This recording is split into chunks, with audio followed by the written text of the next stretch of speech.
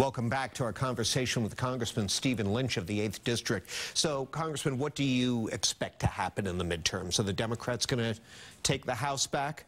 From what the experts say, and I'm no expert, is that there are about 46 toss-up seats on the Republican side that are held by Republican members and 6 toss-ups held by Democrats. So I think it does look like the Democrats may take the House by a small margin, maybe by a dozen votes.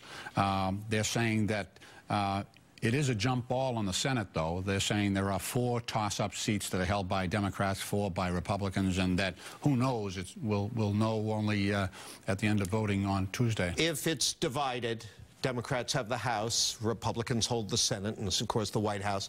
Does that mean gridlock for 2 years?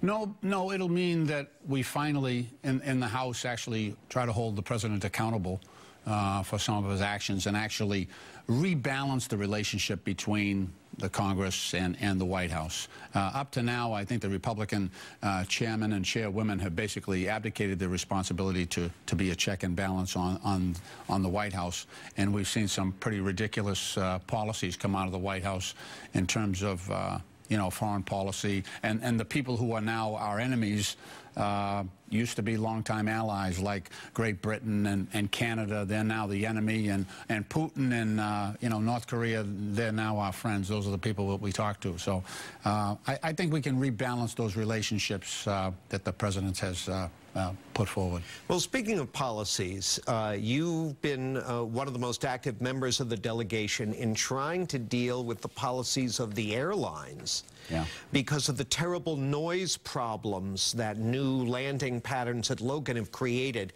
And hardly a week goes by that I don't get email from folks in Milton and other communities, many of them in your district, complaining bitterly about lives that are completely disrupted.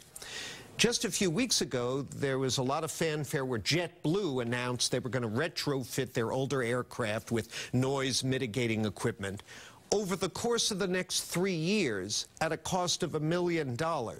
And my question is, $1 million in that industry is chump change. Right. 3 years it's going to take, and they're one of the few airlines that's actually taking this proactive step. What gives? Yeah, well, it's a small first step. Yeah, you're right. They spend more money on peanuts than they do on these vortex generators. So these will go on the new Airbus, but it only reduces the decibel level by between 2 and 9%. So the real problem with the way the airlines are operating is that next-gen RNAV system, which puts those planes over the same house every single day, every single hour, basically. So we've got to move away from that model. But we did get a bill passed in the FAA reauthorization that'll actually make a health study about the impacts of those planes relentlessly flying over the same airspace hour after hour, the noise impacts, the stress impacts, but also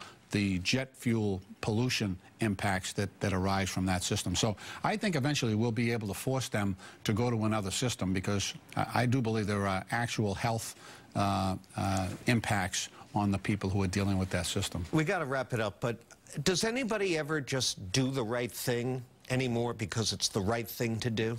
They generally do it because they have to, and that's the job of Congress. We have to force them to do what they should be doing in the first place. Congressman, thanks. Thank you, John. Good to see you. Good to be here. Thank you. And thank you for joining us. Right now, I'm going to send it back over to my colleagues for much more WBZ News.